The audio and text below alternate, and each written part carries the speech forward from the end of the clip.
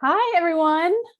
Welcome to Textile Talks. Welcome back to Textile Talks for many of you. Good afternoon or evening or morning, depending on where you are.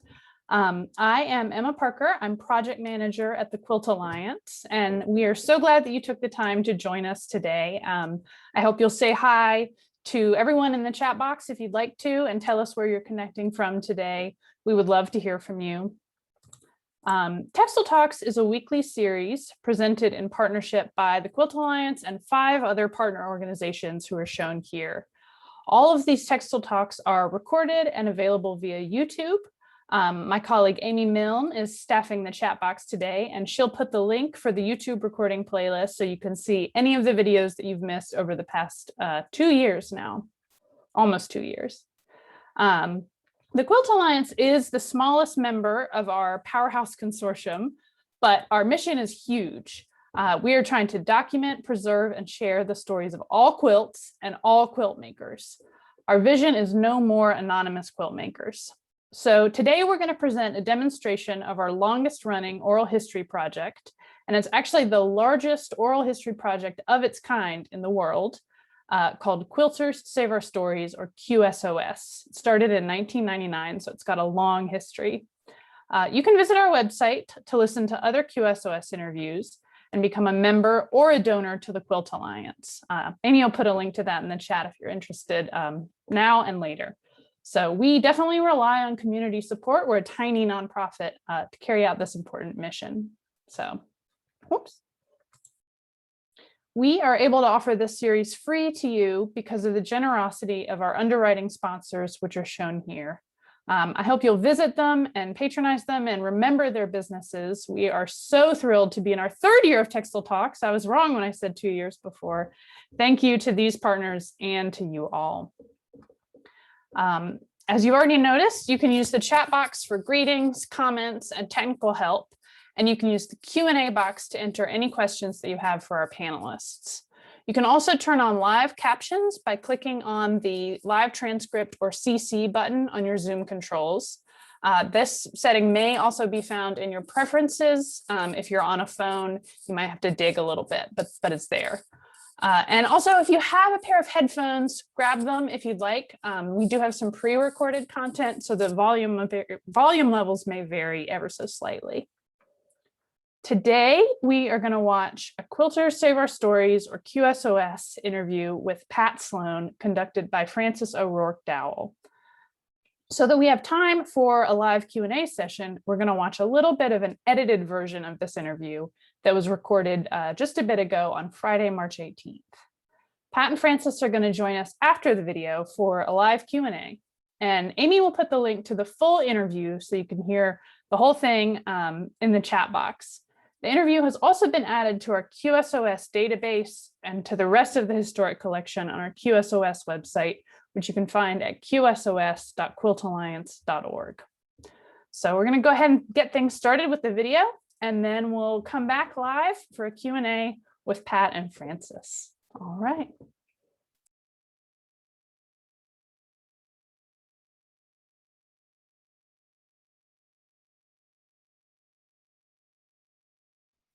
Designer, author, lecturer, and YouTuber, Pat Sloan truly is the voice of quilting. She has a deep passion for making quilting fun for herself and everyone around her.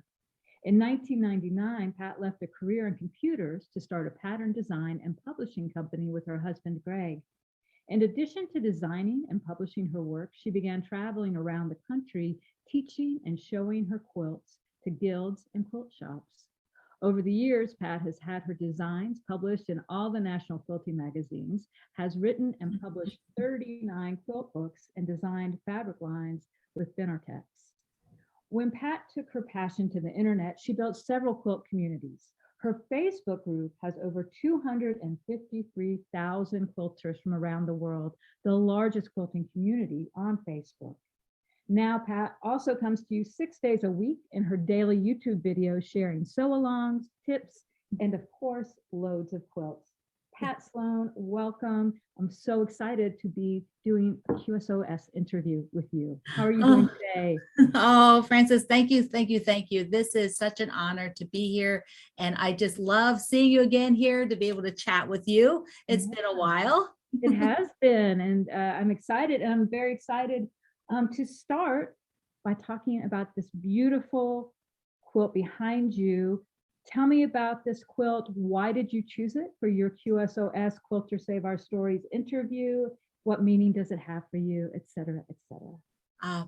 You know, I'm sure everybody says this, so I have to say it too. It's like hard to pick one quilt. I'm sure some people have one, but it's like I had to think a bit.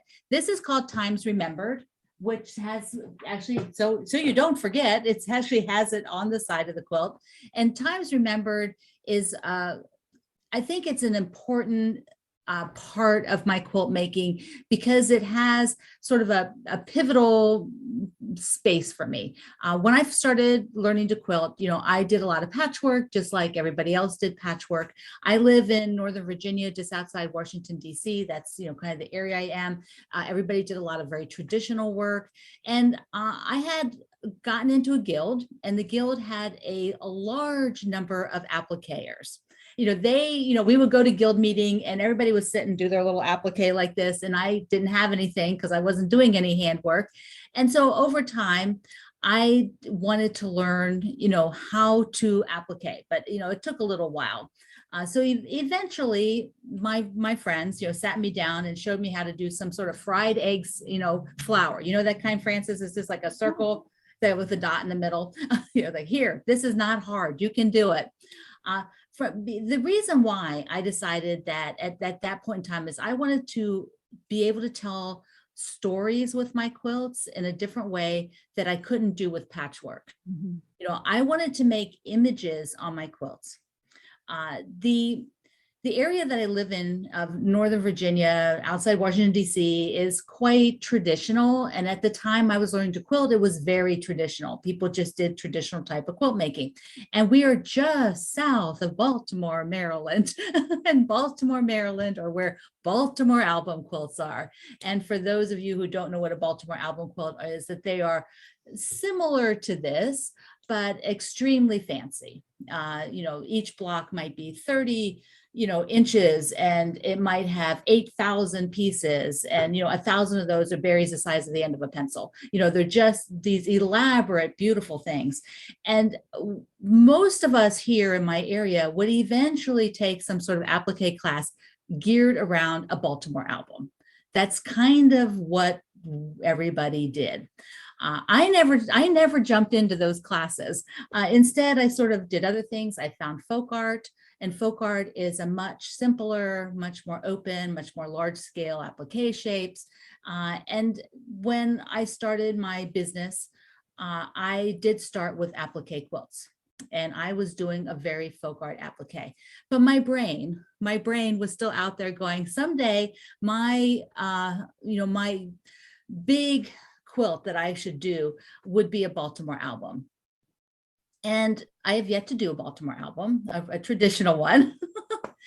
But I remember, okay, if this is going too long, I'll just keep going. But I remember back in like the 90s, late 90s, there was a huge exhibit in Lancaster, Pennsylvania, done by a quilt show there. And it featured Baltimore album quilts. It featured ones that were antiques and ones that were new. So like I can always remember the lady would tell story, each block like told a different story. And one was her husband like mowing and the bees were chasing him. It was this fabulous image, and that stuck in my head.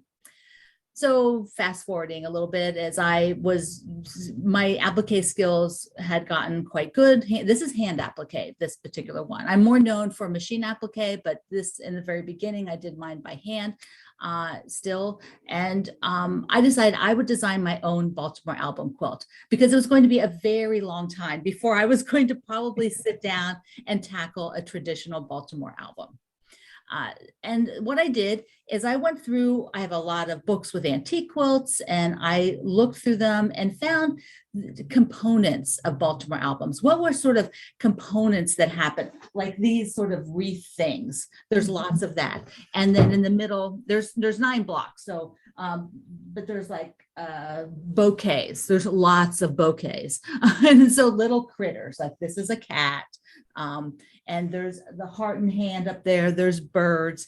And I just designed 9 blocks that took images, but made them softer, made them less shapes, something I could do. It's also asymmetrical. There's different size blocks and different size sashings.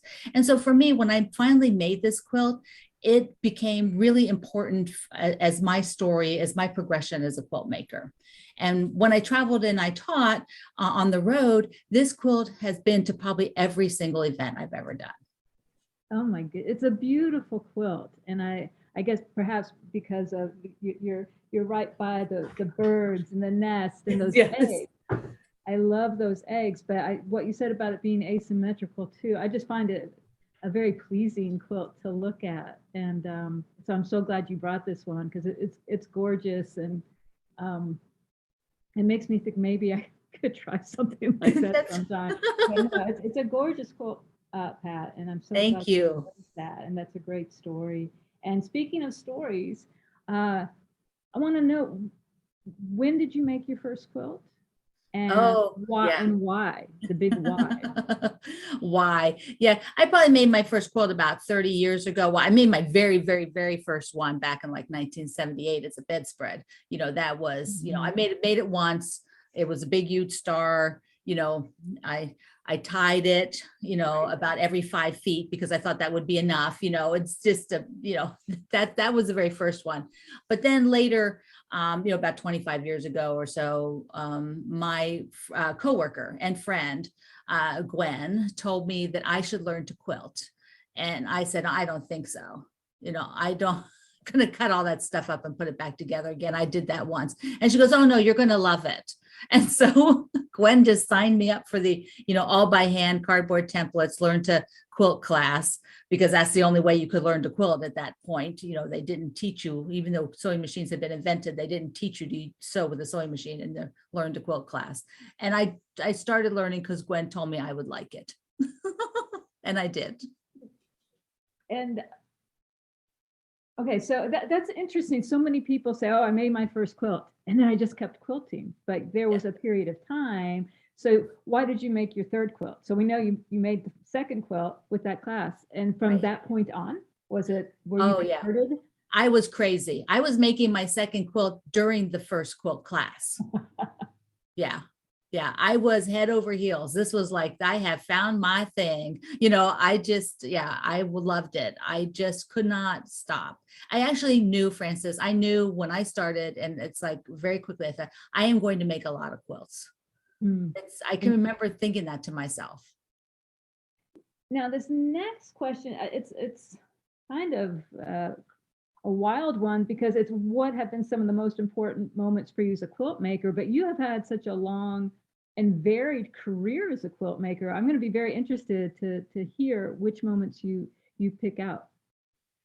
Yeah, there are so when you've been in business, you know, 22 years, and I actually, you know, worked a job and was doing part of this as a part-time job first. So, you know, I think big things were getting like a book, you know, publication and a first fabric line. I think those were, you know, two sort of career building things as a quilt maker, and they're all involved because my quilting is all really what I do for my business, even though I do it for pleasure as well. Right. But I think one of the other big things that I did was I started an internet radio channel, which most people now would call those a podcast. But at the time that I started, it was so new. People didn't know what a podcast was. And it actually was live internet radio. like Sirius or something like that. But there's little radio stations all over the world that run live channels. And so I ran that for about a year, and then partnered with American Patchwork and Quilting magazine. And I produced and hosted a weekly radio show podcast for 10 years. And so that was for me, a very big project. It was very fulfilling. I interviewed you, Frances. Yes. It was a lot of fun. Yep. And I think another part for me was the sort of serendipitous traveling that happened, because when I started, I didn't expect to be a quilt maker and take it on the road and meet people across the world. That was never part of my plan. I didn't know that would happen. And when I started, people would write me and say, would you come and teach? And then I'm like, oh, is that part of this? I didn't know. And it's been wonderful for those, 20 years that I did that, to be able to go to people in their own communities and see small communities, large communities, big groups, tiny groups, just quilters where they live. And it was so fulfilling. I really enjoyed that. Now, I want to back up a little bit, because there is that moment that you were, I don't know if you were a computer tech person or a programmer you started that career back in the day when people were like, what's a computer? Like, 78, 1978. I was a coder. So I'm curious how you made that turn from doing that, because you had done that for a while. Yeah, 20 years. Yeah. That's quite a big step, going, okay, I've been doing this for 20 years, and right. Now, and your husband Greg also has been along, you were in business together. How did you make that step? What was it like? Was it scary, or did you just feel like this is going to work? Talk a little bit about that transition from being a recreational quilter and a computer person to becoming the early Pat Sloan voice of quilting. Well, it's good you don't know things sometimes when you do them, because right. Good, I couldn't look forward into the future, although maybe I still would have done it. But I always wanted to work for myself, Frances. You could ask my mom. She would tell you, as a little kid, I was developing businesses, with business ideas. So it just took me a while to figure out what that business would be, that I could be interested enough to devote a lot of time and energy. And so, I was about 40 years old or so when I decided that, my first career I'd done for 20 years, and I had wanted to change. I thought, okay, let's do it. I've gotten into the quilting that I knew it. I'd actually done some work for some businesses on the part-time. And so eventually I just decided I need to try it. If I don't try it, I won't know. And so basically I just quit my job. And then my husband quit his very soon after. And it's not easy to start your own business. I don't think I knew enough. If I look back now, I know I didn't know enough, but it worked out. You learn as you go. You learn very fast.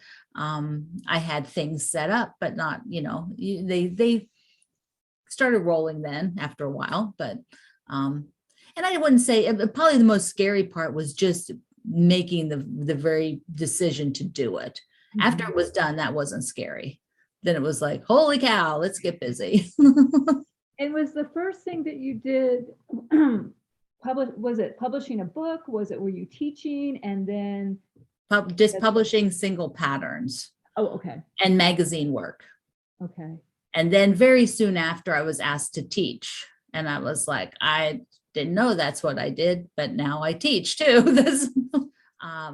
I did, when I taught, I pretty much always went to different places. So I had just a little repertoire, like 4 classes. That was it. And I went all different places. So nobody really ever hired me again. I just came and did it once.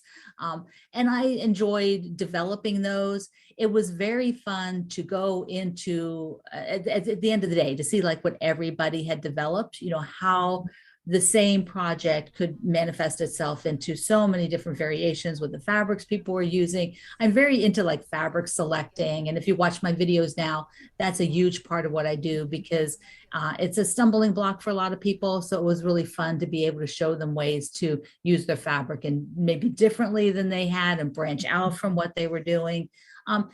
Teaching is not something I was trained to do. I was not a trained teacher. But apparently I found a niche way of presenting that people enjoyed and got a lot out of. And I have sort of brought that now onto my YouTube videos. So the videos are a teaching, but not in the sense of like a classroom. It's more like, this is what I did today. This is what this is the kind of projects we're working on. Here are different things going on. And so I still have that interaction with people via the videos and then going into the community to see what they produce. So we work on a lot of things together.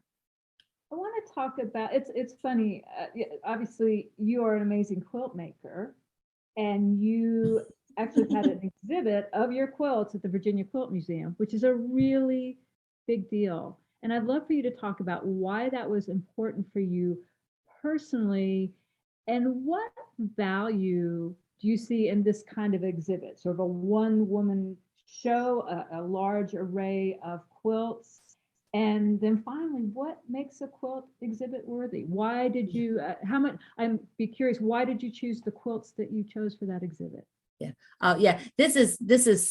was such an amazing honor. I was shocked. I'm like, my quilts are not museum worthy. That's like, you don't want to look close. Not true. Oh, it was so, but when they contacted me, they wanted to feature, Virginia quilt makers. And that I'm not born in Virginia, but I've been here, almost 40 years, and I learned to quilt in Virginia. So I'm a Virginia quilt maker. Yeah. And it was very interesting. I worked with not only the curator, but I also worked with Paula Golden, which many of you may know, who was on the board, and she was kind of like my mentor for this.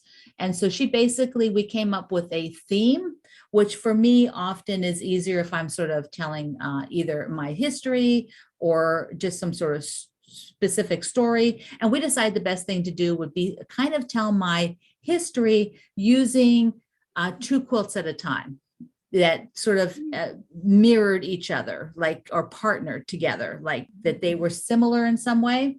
And that gave me a focus for pulling the quilts together, because it was my job to decide all the quilts that would be shown.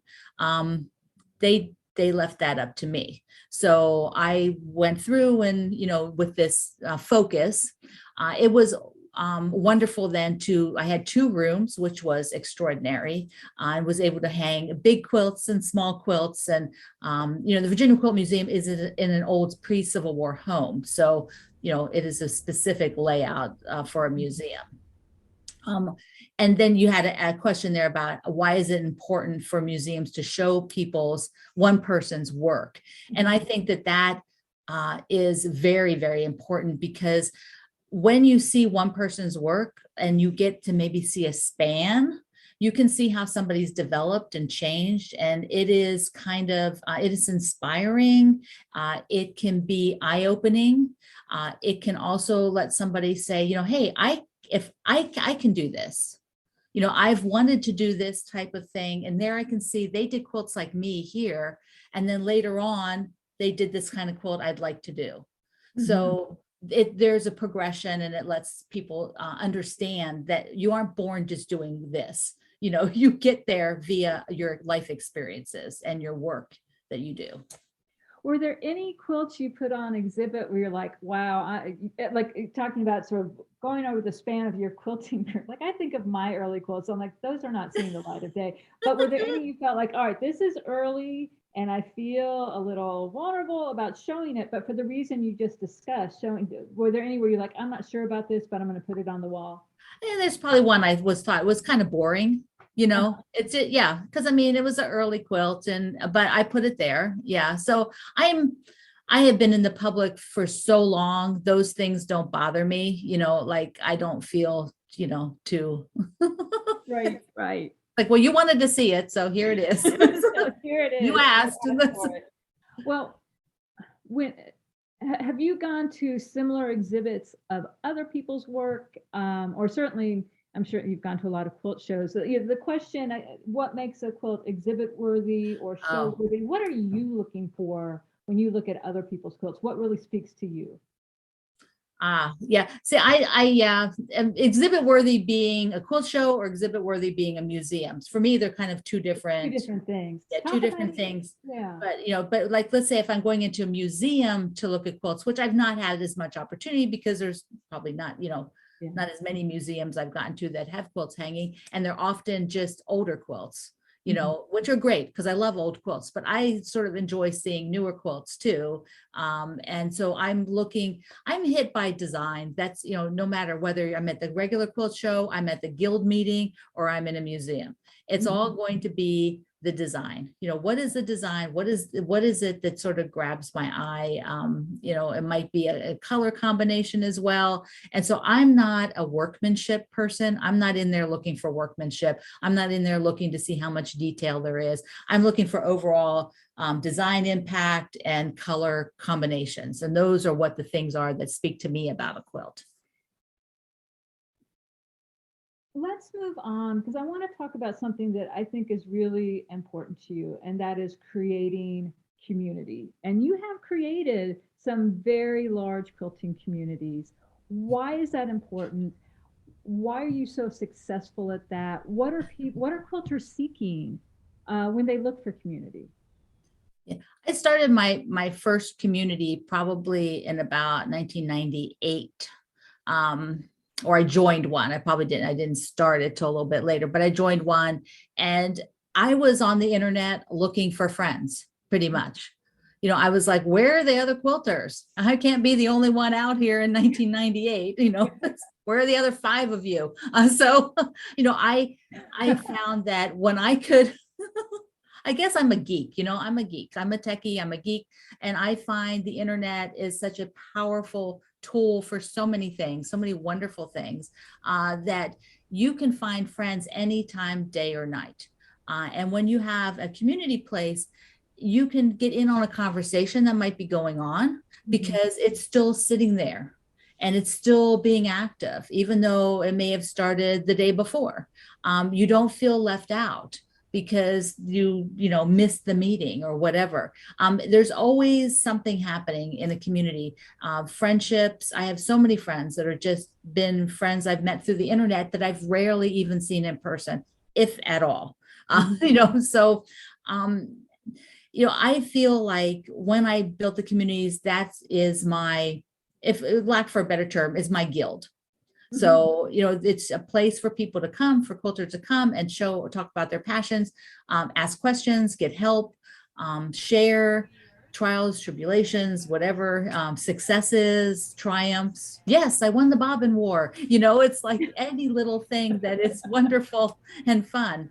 And why am I successful at it? Maybe because I just keep at it. I don't know. I mean, it's hard. I have no idea. But I love it and I'm engaged in it.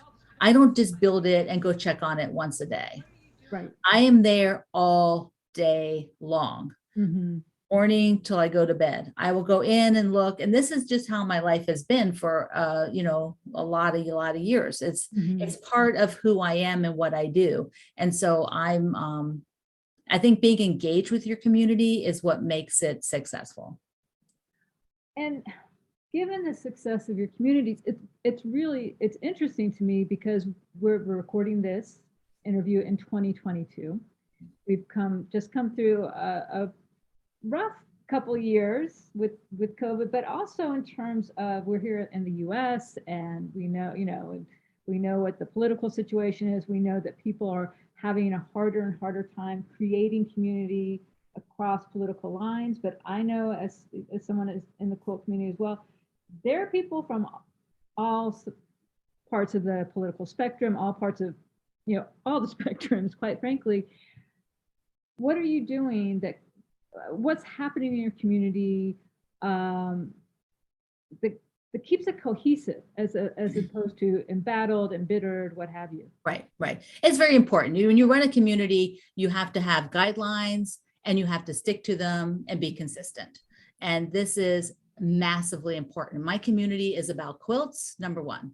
Mhm. And the other stuff, if it comes in there, it just gets deleted. We don't allow it. Yeah. So you keep the community on topic all the time. Mhm. And then that is when, and I don't have any problem with that. The community doesn't have any problem with that. That's how you keep an environment like mine. There are other communities. I'm talking about a quilt community that I run, but there are other communities that having detailed discussions on what's going on in the world are part of that community. So therefore they would have different guidelines and different rules. But my guidelines are, we are talking about quilting. You leave the other stuff at the door, and it comes in a little bit, but not to any big extent. Because I'm a worldwide community. Right now there's a war in Ukraine. I have Ukrainian quilters in my group. Right. And it's hard. It's really hard. That's another thing I want to talk about, because when in our discussion before the interview, I was like, talk about quilts in American society or whatever, and you're just like, we're bigger. And I think that it's not just for you. Your audience is not just American, it is global. Right. And that is important to you. And so and obviously that's something that the internet allows for, but I feel like even before the internet, or even alongside the internet, you have traveled globally. I would love for you to talk about your life as a global quilter, your understanding of, is there a global quilting community? And I also do want to get back to the subject of Ukraine, but let's global quilt community. Yeah, I think that, and what happens is, what I have experienced, is to say what I've experienced is that quilters have a quilt language. I always say that you don't need to speak another language if you're a quilter. You can go and you see a quilter, pull up your phone, show them what you just made, and you're instant friends. It is the language. Quilting is our language, and so being international, everybody can participate. My community is on Facebook, and so it has translation right on the written post. You can hit the translate, so somebody can actually write in their native language, and then everybody else in the community can hit translate. So there's no language barrier really anymore for that, because of the translations online are so good that you don't really have to worry too much. So I just feel like there are quilt makers everywhere doing amazing work, and I want us all to be able to see each other's work, celebrate each other across the whole world. So that's why I want it to be very, very global wherever I am for quilting. Well, I want to talk, again, we're talking in March 2022, and you are doing a fundraiser for Ukraine. I would love to hear more about that, why you decided to do that, how you're doing it, the kind of response that you've gotten, and if you feel like the response is typical of the quilting community. Yeah. Well, when Ukraine was invaded, I mean, like everybody else, I mean, shock and just disbelief and wanting to do something, but not really sure what to do. So I have never really run a fundraiser. So I decided I would do a fundraiser to let people have a place that they could support if they didn't know who to support, because I didn't know. So I did some research with my friends at Orifil Thread, who are an Italian company, and they do a lot of work with different organizations. So I asked their advice, and we decided on UNICEF. Mm-hmm. And we selected UNICEF because the UNICEF that we're going through is the Australian branch, because they had a control panel that we could show all the money that is being raised is going for the Ukraine effort. So it's not just going into the general pot, and we can track it. And as of when we're speaking, we've probably hit 200,000 in donations so far, which is mind blowing. Does that surprise you, or do you Yes. That's so I had no idea. I mean, I Yeah. had no idea, but I'm thrilled and honored and humbled by quilt makers around the world who we've had 21 countries donate. They're able to tell us that. So it's just been a huge outpouring. I also designed a quilt block that people could make and hang in their home, like hang on their door, so they could remind themselves. And then today I kicked off a quilt drive because quilters want to make a quilt and send it. And I found 2 organizations that I have vetted and have contacted, and they know that I am going to promote them. This where people can send quilts. So That's wonderful. I'm so happy that you're doing that. As we talked about, when a trusted figure does a fundraiser like this, you're like, okay, it's Pat. I trust Pat. Yeah, it's such a great way to raise money. it's stressful. Yeah, what's A little stressful? bit, you know, like I have to do this research. I had to do all this research. I was like, oh, I hope this is okay. That's Well, it sounds like it's worked out, and obviously it's great that you're working with Aurifil, that you've got a partner in this. right.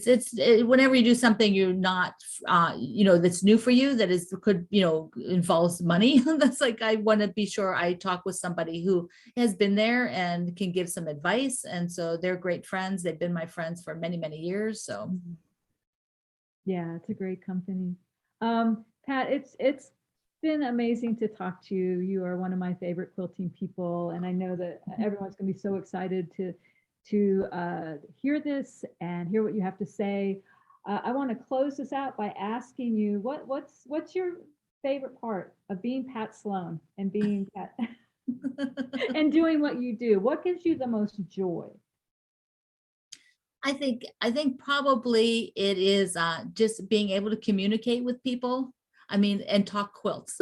I like to talk quilts. That's like, Yes, you do. I do. I like quilts. I like to see them. I like to make them. I like to talk about them. I like to share about them. And I think that's why I like the community part of it, because I'm not a solo quilt maker who like someday you'd find out she made 500 pieces and nobody knew. You know, I'd be like, oh no, everybody knows I made this one. Going to be sure you know. That's Well, that's wonderful. Is there anything that you wish I'd asked you? Is there anything else you want to say about, again, being Pat Sloan, about your life as a quilter? Well, I just hope that if all of you do watch YouTube, I do a video 6 days a week, Monday through Saturday. I do a daily video, and it's kind of the life of a quilter. You know, what I'm making, what we're making as a community, things that are going on. I give tips, I give challenges, and so they're not very long. They're about 15 to 20 minutes, and you can you know, watch them while you're sewing or, you know, cooking or something, you know, I mean, you can watch them at any time. So I hope you join me. And where, if we want to join you on Facebook, do we just? It's Quilt Along with Pat Sloan. So it's a group. Yeah. Great. Well, great. Well, thank you so much. This has been wonderful. It's always so much fun to talk with you and to talk quilts. And you've just been such an important part of this community for so long. It's really an honor to have you do a QSOS interview here with us at the Quilt Alliance. So thank you, Pat. Thank you. Thank you. Thank you. Thanks.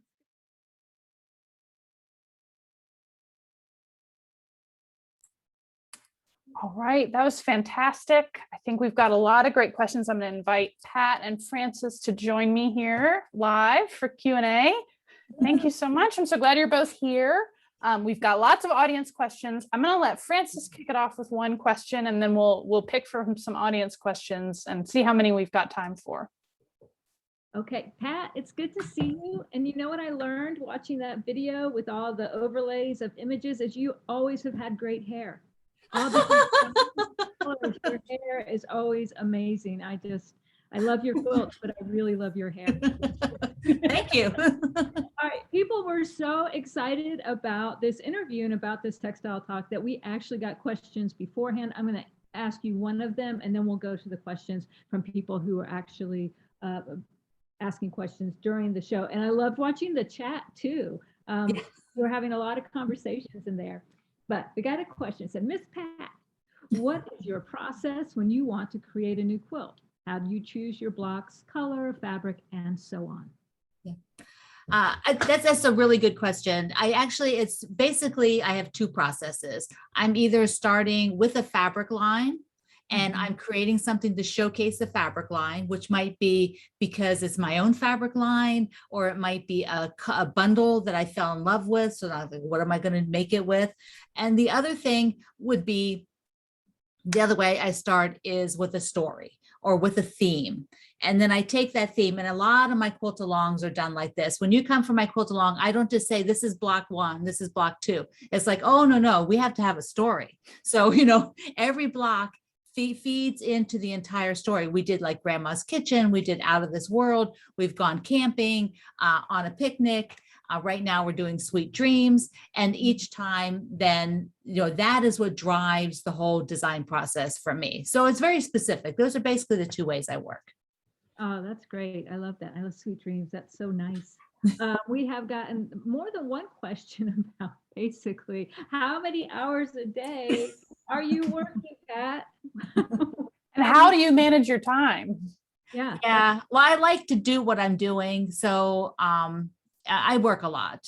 If you know anybody that owns their own business, they'll probably tell you the same thing. You probably, I pretty much work all the time. I start at 7 a.m. and I check things before I go to bed at 10:30. So, things, and I work 7 days a week. So it's just, I do things. And if I need to take a break, I just go at 2 p.m. to the garden center, so it's just a lifestyle that I've had for 22 years now of working like this. Right. So it's just kind of an all the time thing. I don't have a 9-to-5 job. I don't have weekends off. I don't have that kind of a lifestyle. Right. Yeah, and clearly you love it. And when you're passionate about something, that is energizing. And that's I think what, again, reading the chat as watching the interview, and the love your community has for you. I mean, I think that begins and then the love is reciprocated, and it's really it's really a lovely thing. I thought Allison asked about color. She said, your style gives me courage to expand my techniques and use of colors. Have you ever taken art or color classes? I just wonder how you became so bold with your color placement and usage. I love that question. Yeah, that is a wonderful question. No, I have not taken classes. I'm horrible at those kind of classes. I took a drawing class once. Yeah, not so good. And yeah, that was it. And I, as a little kid, my mom gave me painting lessons. Like you can see the bunch of grapes, the ones the teacher did, and the ones I did. But then really, it's all just me. I like color, and I like playing with color. I mean, I quilt so that I can use fabric. That's why I quilt, because it's much more interesting than making clothing with fabric, where, I'm no good at sewing clothing, much better with the quilts, but you get so many different fabrics, and I just love the fabric. And that's, it's just me. It's just what and the more you do, really, the more you do, the more you develop your style. And so what I did in the beginning is vastly different than what I do now. And it's changed, and I'll change again, and I'll find different interesting things, and I'll go do those. So, the more you make, the more fun it is. Yeah. And Emma, you're keeping us on track, right? You're going to tell us when. Yeah, I will drag you off of the hook if the need arises, but no, we've got about 10 minutes left for questions. Okay, and yeah, because I just feel like we've got all these great questions, and then I could just listen to Pat talk forever, as I think all of us could. So yeah, you're gonna have to keep us under control. No problem. Oh, this is an interesting one. What advice do you have for someone who loves to piece, but who is not so exciting about the quilting process? Oh, okay. So you like to make the tops, but you don't like to finish them. That's okay. Hey. That's all right. I don't do a lot of my own quilting. And when I do, it's super basic, because that's a whole nother design thing. That's a whole nother artistic level. And some people are really good at both. Some people are good at one and not good at the other, and don't have any interest in one or the other. If you don't have an interest, there's no problem with that. Just do what you like. Yeah, that's I think think everyone's got their favorite part, and some of us really hate basting. That's all I'm going to say. I can, someone asked about the quilt behind you, that amazing quilt that I love so much. When did she wanted to know, when did you when did you start it and when did you finish it? Well, I wrote on the label. We love to see a label. Oh yeah, labels are massively important. I'm a documenter. 2002 is what I have on the label. And I think the question she asked, how long did it take me to do? And so when I remember back, I was actually stitching these blocks in the car on travel. Greg was driving, by the way, not me. And so, but I know some of you stitch at the red lights. I've heard about it. So anyways, it probably took me maybe 6 months, because this is a production quilt. It was going to be a pattern, and I had a quilt show or some, a trade show to go to, and it had to be ready for that. So there was, and they're not complicated blocks. So this was done at sort of the peak of my hand appliquing, like when I was in the zone. I was really, really doing a nice hand applique at the time. And so I could stitch quickly. Yeah. And can you give us really, I'm sorry, a year? You got it? No, about 6 months. No, but I mean, but what year? Like, was it 2002? 2002. Wow, Yeah. It's an amazing quilt. And since the topic of labeling, which is dear to our hearts here at the Quilt Alliance, came up, tell us about what information you put on your label, how you label your quilts. What do you do there? Yeah, I mean, I put on the name of the quilt, my name, the city, who quilted it. I put on my phone number, my email, sometimes my website, and location. So because my quilts 99% of the time were mailed somewhere, so I needed the information in case it got dislocated from its packing, the paperwork, so that I would have my contact information on it, which isn't a bad thing for all your quilts, but Yeah. Emma, do you have any follow-up questions on labeling? Well, this is labeling adjacent, but somebody asked if you keep pieces of every fabric you've designed, and you mentioned you're a documenter. I'm curious what your archive process is for fabrics you've designed for your quilts, where you keep them, how you document them beyond labeling, if you do. It's not fancy. I have, because you can't keep, the more you do, my house is not big. I don't have a lot of space. And so I started out keeping like a half a yard. And like, that was just very quickly a ridiculous amount to keep. And so now I keep like a layer cake. And if there was something, maybe a special piece, I might have a little bit bigger piece. And then I just have them bagged together in storage, which is terribly unuseful. So someday I'd like to get like a piece of each and then start a quilt that, maybe has a piece of each in it as some sort of memory quilt. And then I'll just get rid of the rest at that point, because it's just storage at this point. Yeah, but still, it's so interesting to come across fabrics from older quilts and go, oh, I remember this. It takes you right back to making that quilt. It's really interesting. I want to go back to questions. I like this one. These are all great questions. What would you say to the traditional quilter who wanted to, quote unquote, cross over and try something new? Where would they begin so they don't get overwhelmed? I love that question. Yeah, that's a really, really fun thing. I've done this because I have done it a couple times where I did whatever you would call it when I started. I don't even know what that style was, because I basically just made what my friends made. And then I decided I would have a style, and I did a lot of folk art. And basically I made a lot of brown quilts. And so, I did that for a long time, started my business. And then I was like, I don't really want to make brown quilts anymore. But my whole entire stash was reproduction, similar brown fabric, and I wanted to make quilts with hot pink and green. And, so I had to relearn how to buy fabric, what kind of patterns to do. And so it's fun. You just find something you like. And if you happen to like to follow patterns, find a pattern that you like in the colors, and then just make it. And once again, it's a practice. You're just going to have to practice making whatever it is that you want to move towards or the style you want to move towards. But there's so much out there for you to be inspired by. You can just go find something and make that, that's already been published. So it gives you a way to kind of dive into it and make, because it'll feel odd. It'll feel odd. Because I mean, for a long time, I never used white fabric. In my primitive, you didn't use white in primitive stuff. You would over dye it and tea dye it, and white was like, so now I use white. That's a lot. Like a lot of modern quilters who sort of approach prints like very tentatively because they've been working with with solids for so long. And I feel like over the last few years of modern quilts that there's been a greater, but it feels strange, and it can feel like, is this allowed?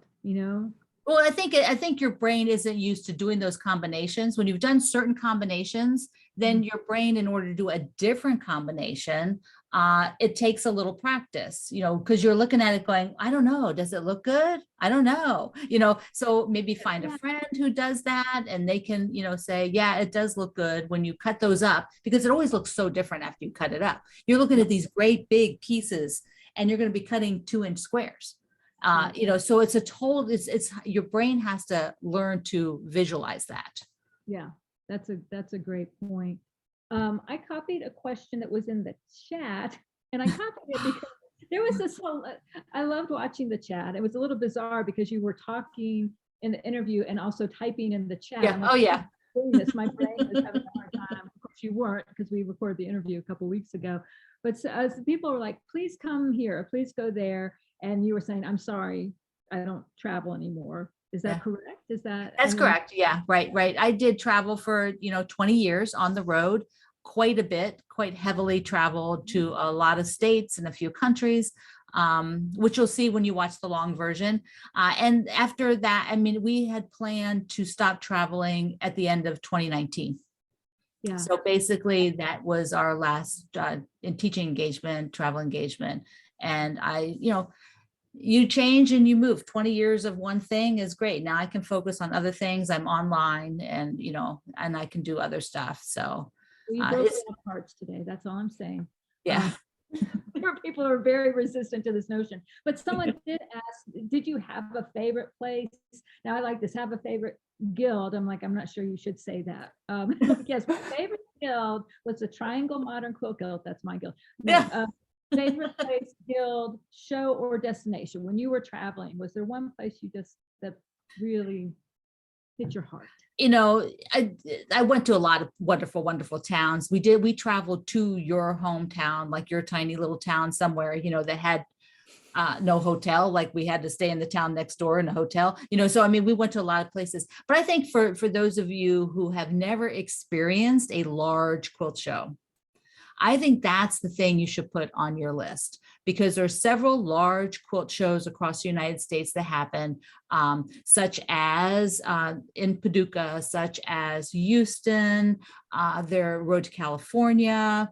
And then there are some put on in the East Coast down, that are good. I think that's because you learn and you see things at such a different level when you go to a big show. So I think for me, those were kind of my favorites when I ended up at a big show, because I got to see things. I got to be either working and then, also seeing this totally different level of quilt making than you will find in most of your guild shows. I think that's probably almost all the time we have. We have one quick question, which if you can give your answer in tweet form. But someone wanted to know, how do you do your labels? Do you write on them? Do you I write on them? Yeah, I use a Sharpie, a very fine Sharpie. Okay, great. Well, I just couldn't resist asking a label question, because we're so passionate about labels. They knew they could get you to ask that one. I know. I was like, well, I can't leave that one out. So fantastic. Okay, well, you heard it all. She uses a Sharpie. So I just want to thank you so much both for joining us.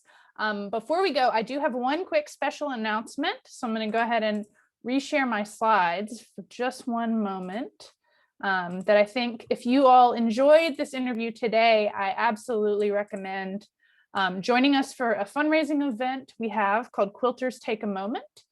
Some of you may know that the Quilt Alliance had a virtual fundraising event for the past 2 years called Quilters Take a Moment. We previously had this event for 7 years in Manhattan, New York, not Kansas, and it was called Quilters Take Manhattan. But since 2020, we have presented it virtually. We have panel discussions, featured QSOS interviews with amazing people in the quilt world, just like this, just like with Pat, virtual workshops and other events, all part of this virtual event. And we're announcing for the first time today, right now, our 3 keynote QSOS interviews and our theme, which is sustainability stories.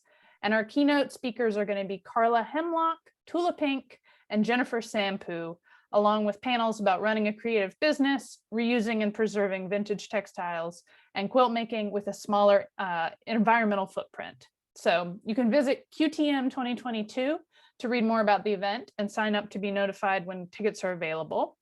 And if you enjoyed the presentation, I hope you will consider visiting our website to become a Quilt Alliance member or to make a donation to support our nonprofit quilt documentation work.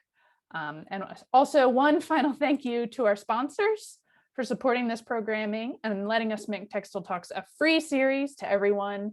And thank you so much for joining us today. Thank you especially to Pat and Frances. We are delighted to have you. And I'm so happy to see all these comments about what you've meant to the quilt community. So thank you. Thanks, Pat. Thank you. Thank you so much. Yeah, thank you to everyone. And next week's Textile Talk is going to be Joanna S. Rose's Red and White collection presented by the International Quilt Museum. So that's going to be a great one. It'll be same time, same place, Wednesday at 2 p.m. Eastern. So thank you, everyone. Take care. Bye, Bye-bye. everyone. Bye. Thank you. Thank you. Bye-bye.